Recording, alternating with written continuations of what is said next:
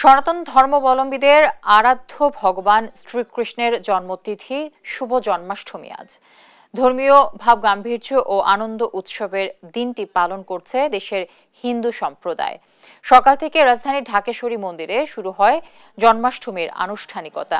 হিন্দু পুরাণ মতে ভাদ্র মাসের শুক্লপক্ষের অষ্টমী তিথিতে ভগবান শ্রীকৃষ্ণ জন্মগ্রহণ করেন।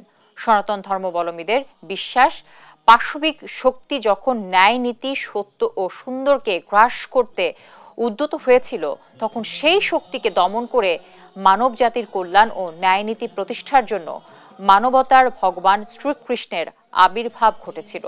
এবারে জন্মাষ্টমীতে দেশের সব দুর্যোগ থেকে মুক্তি প্রত্যাশা করে মঙ্গল কামনা করা হয়।